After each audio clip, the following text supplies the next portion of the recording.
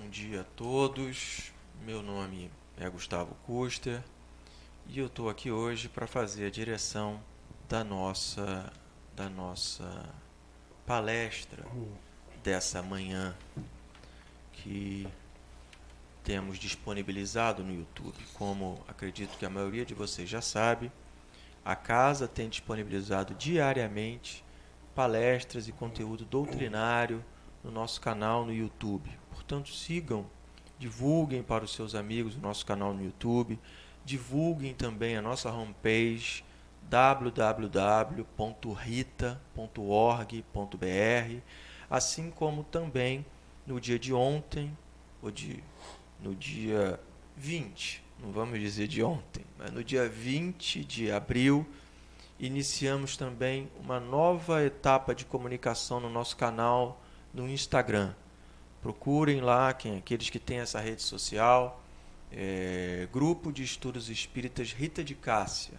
E lá também teremos conteúdos periódicos fortalecendo o nosso entendimento da doutrina. A nossa casa, como todos sabem, ela permanece fechada, porém, às terças-feiras, de 10 às 11 da manhã, e às quintas-feiras, de 4 às 5 da tarde, nós oferecemos o serviço de venda de livros espíritas ou empréstimo de livros espíritas, né? A pessoa que assim desejar ou precisar de um livro espírita, ela pode vir até aqui. Ela não entra em nossa casa, né? Até para evitar contatos maiores. Mas ela fala o livro que quer ou pede uma orientação sobre o livro e o companheiro que está aqui adentra a casa, vai na livraria ou na biblioteca, identifica o livro e vende ou empresta de acordo com a necessidade ou o pedido da pessoa. Quem precisar vir, siga as orientações das autoridades de saúde, use a máscara e tome todos os cuidados devidos, ok? Então, sem mais demora, vamos fazer a nossa oração para iniciar a nossa reflexão dessa manhã. Vamos então buscar unir os nossos pensamentos através da imagem de Jesus em nossa tela mental e vamos rogar ao Mestre que nos ampare, que nos sustente nessa hora, que nos ajude através da fixação da sua imagem em nossas mentes a transcender durante os próximos momentos as questões materiais que nos preocupam, para ampliarmos as nossas capacidades de entendimento e pensarmos um pouco como espíritos imortais que somos. Abençoa, Senhor, a nossa reflexão, a nossa palestra dessa manhã. Envolve o nosso companheiro Luiz Otávio nas melhores vibrações, para que ele possa nos trazer o fruto dos seus estudos.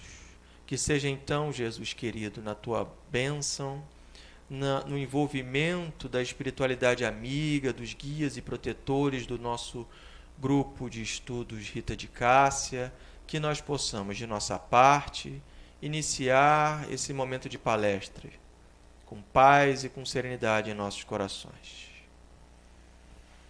Luiz Otávio, bem-vindo. Graças a Deus.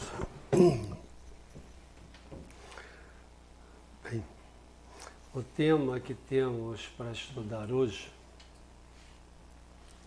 está no Evangelho segundo o Espiritismo, no capítulo 13, que é o capítulo que diz que a vossa mão esquerda não saiba o que dá a vossa mão direita. E a gente vai falar do primeiro ponto, que é fazer o bem sem ostentação. Quando eu peguei isso aqui, quando eu peguei esse tema para estudar, eu fiquei pensando que fazer o bem sem ostentação já é um passo além no nosso progresso espiritual. Eu acho que todos, não sei se todos, mas eu pelo menos, a gente começa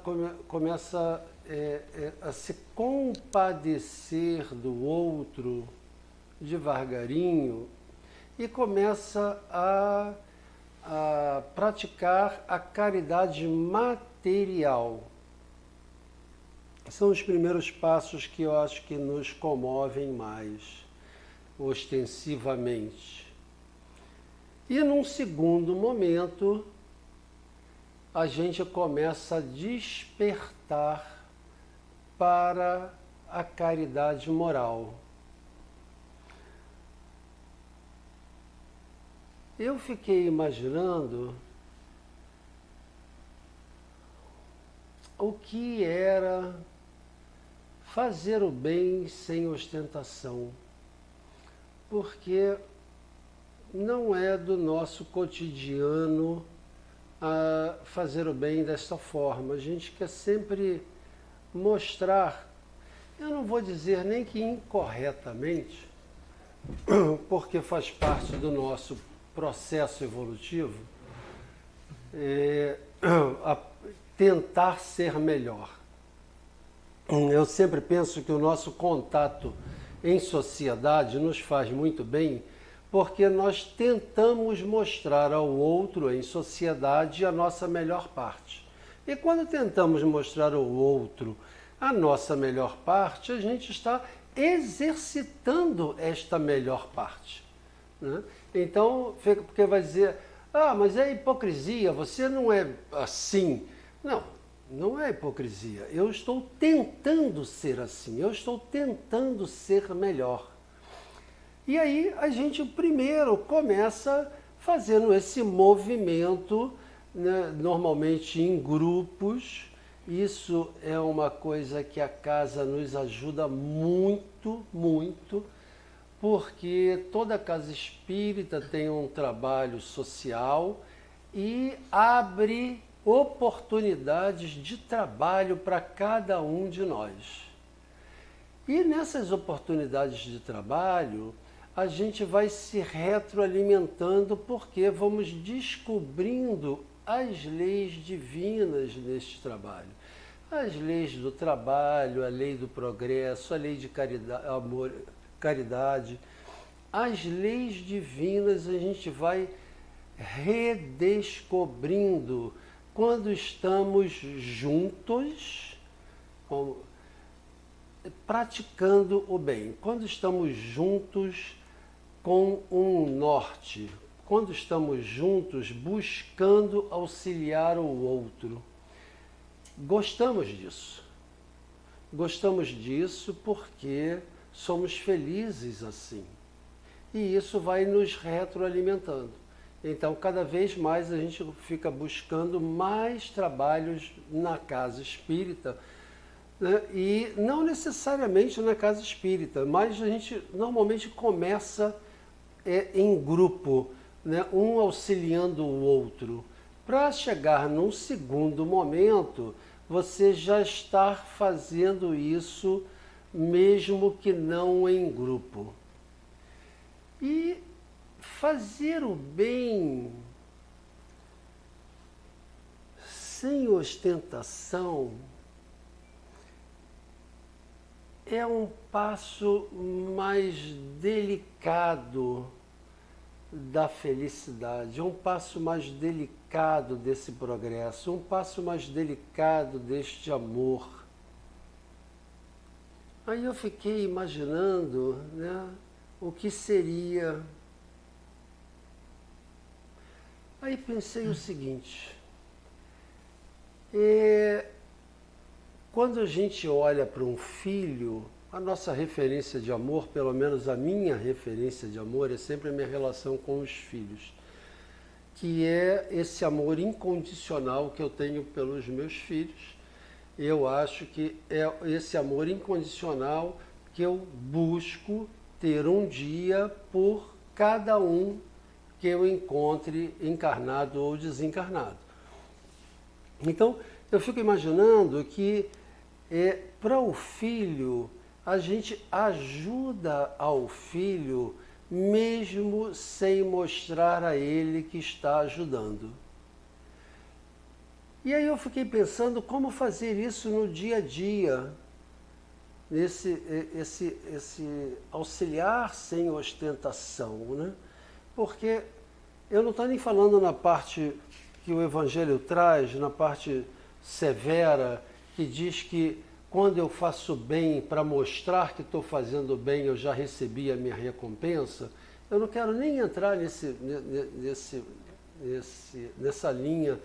Eu queria falar de uma linha mais do nosso dia a dia mesmo. E eu fiquei pensando que eu poderia significar assim: você sabe que alguém, um pai de família, está precisando de um trabalho. E você tem uma coisa em casa para fazer, como por exemplo, ele é um pintor. E você quer ajudá-lo. Normalmente, a gente chama esse cara e diz para ele: olha só, eu não estou nem precisando pintar a minha casa, mas eu vou pintar porque eu sei que você está precisando. Isso o Evangelho chama a nossa atenção, que é ajudar o outro humilhando ao outro. Ao contrário disso, se você, neste mesmo movimento, chama esse profissional e diz para ele: eu estou precisando muito do seu trabalho, eu estou precisando muito que minha casa seja pintada, que eu estou com problemas e você vai me ajudar muito nisso, você vai estar fazendo a mesma contratação, né? E de forma fazendo bem sem ostentação. Ou seja, você está o ajudando, mas sem ferir o amor próprio do outro. Ele já sabe que ele está precisando de trabalho. Isso você não precisa lembrar isso a ele. Mas você pode inverter essa situação, fazer esse carinho ao outro. E é isso que nós fazemos com os nossos filhos. Isso é que a gente faz ao outro quando já está dando esse segundo passo em relação à caridade, pensando na caridade moral. É você ficar vendo o progresso do outro que você ajudou de alguma maneira, ocultamente, e você vai sorrindo por dentro, vai se sentindo feliz, vendo o outro dar passos em relação à felicidade dele. Isso é fazer o bem sem ostentação. Isso é, eu acredito que é a real felicidade. É você conseguir ajudar o outro e conseguir ver, não com orgulho, mas ver o fruto dos seus passos refletindo na felicidade do outro.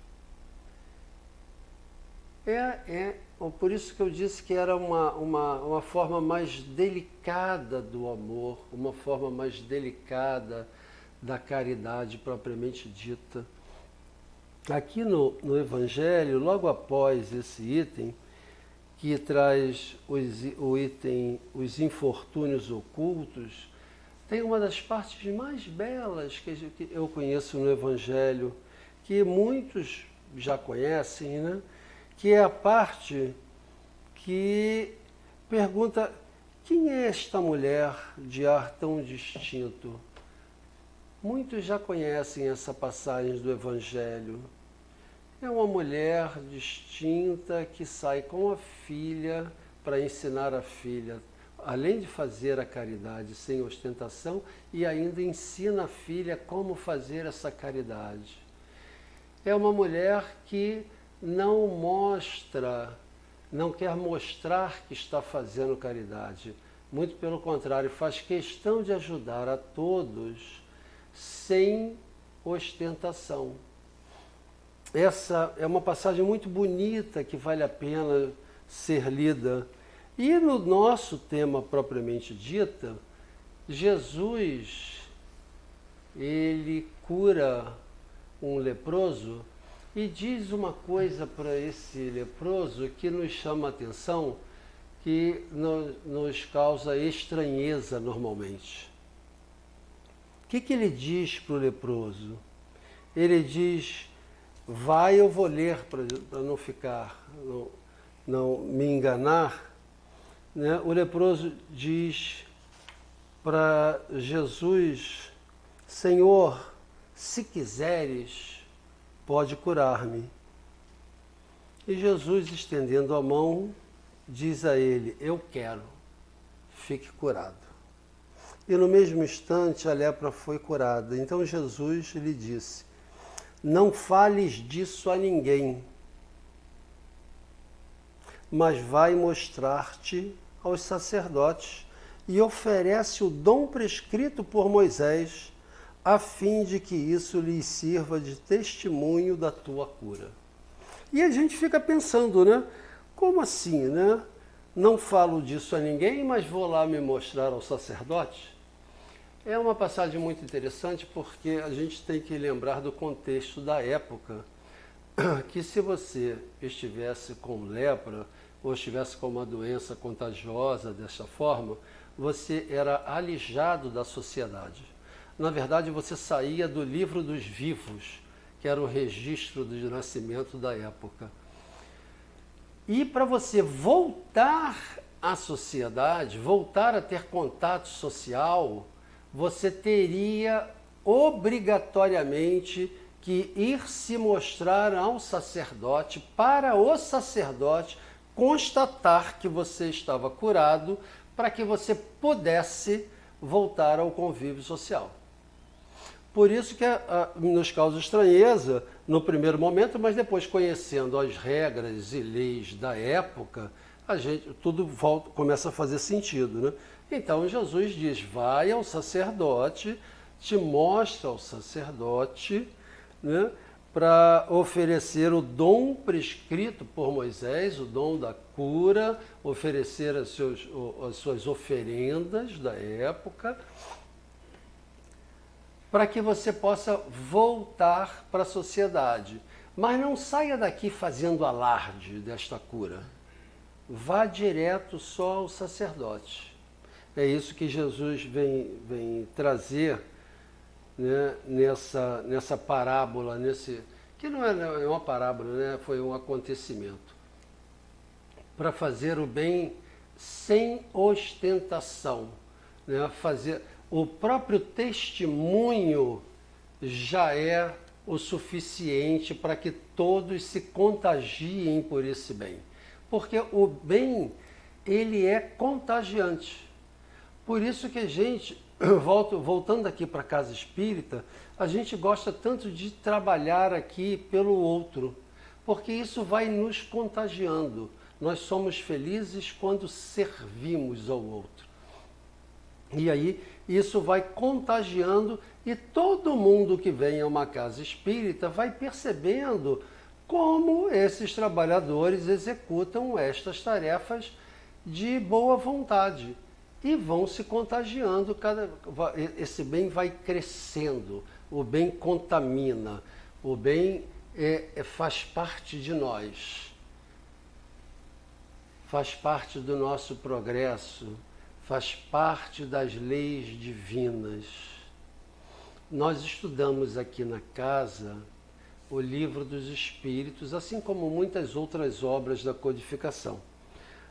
Mas eu gosto muito do Livro dos Espíritos. E a terceira parte do Livro dos Espíritos trata das leis divinas e as leis da natureza. E eu costumo dizer que a gente vem estudar essas leis para se descobrir, porque essas leis estão dentro de nós e nós nos sentimos felizes quando vivemos sob estas leis. Como já diz no Livro dos Espíritos, que só existe um caminho para a felicidade, que é viver sobre essas leis, na questão 614, e diz também que nós só somos infelizes quando delas nos afastamos. Mas a gente não dá muita bola quando lê essa questão, né? Não, mas quando a gente passa a estudar cada uma das leis trazidas no Livro dos Espíritos, que a gente trata de 10 ali no Livro dos Espíritos, 10 leis, a gente vai se reconhecendo dentro dessas leis. E aí eu sempre brinco dizendo nos estudos que a gente faz que é um estudo de nós mesmos. Nós vimos aqui nos encontrar nestas leis. A gente vai percebendo que nós somos realmente felizes quando estamos vivendo sob essas leis. É muito interessante isso, porque normalmente a gente não vive sob essas leis, né? Normalmente a gente, ainda muito materializado, ainda muito ligado no nosso umbigo, ainda muito egoísta, ainda muito orgulhoso, vive brigando com essas leis. E quando a gente vem estudar, que a gente começa a se perceber, né? Começa a estudar cada lei, né, que nos caracteriza, a gente vai se percebendo, eu gosto de dizer, como somos. Se percebendo bons, se percebendo amorosos, se percebendo os filhos de Deus, filhos do amor. A gente vai estudando e se encontrando dentro de cada lei daquela. E a gente começa a refletir e vai percebendo que realmente somos felizes quando pautamos os nossos passos, a nossa vida, segundo estas leis. É muito interessante o estudo, por isso que fica aqui o convite a todos vocês. Venham para casa estudar, venham estudar a doutrina. Não é porque é bonitinho, nada disso. É porque quando a gente estuda a doutrina, a gente vai se reconhecendo, a nossa melhor parte, reconhecendo como nós realmente somos e não como nós estamos no desvio. A gente começa a ver o caminho com maior clareza. Que caminho é esse? O caminho que nos leva ao progresso, que nos leva à perfeição, que nos leva à felicidade com, vamos dizer assim, com menos dor.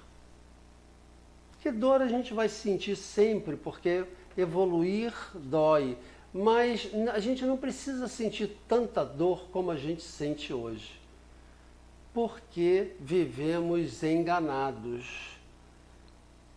Porque a gente vive tentando nos servir e não é assim que somos felizes. Nós só somos felizes quando servimos ao outro. Isso me lembra os 2 mandamentos que Jesus deixou para a gente. Jesus disse que a gente podia esquecer de todo o resto, mas que lembrasse só de 2 coisas. Isso, eu gosto muito dessa reflexão, me fala muito ao coração, que é amar a Deus sobre todas as coisas e fazer ao próximo aquilo que gostaria que o próximo lhe fizesse. O que significa isso para mim? Para mim, né? Amar a Deus sobre todas as coisas é me manter em paz, me manter harmonizado, porque não interessa qual a situação que eu esteja passando, o quanto eu esteja irritado, o quanto eu esteja, né, numa situação conturbada, se eu, como diz o Livro dos Espíritos, lembrar de Deus já é uma oração. Se eu tentar lembrar de Deus, imediatamente eu me pacifico.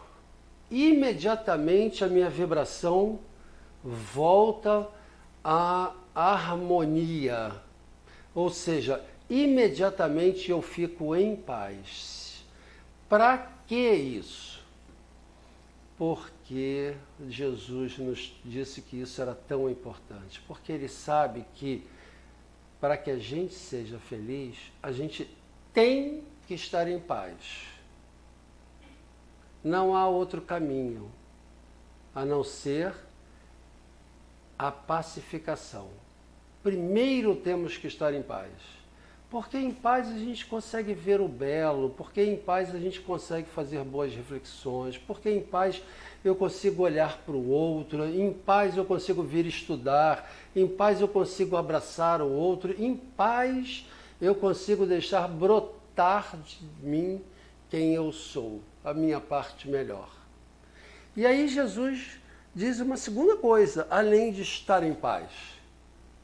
Faça ao outro aquilo que gostaria que o outro lhe fizesse. Por que isso?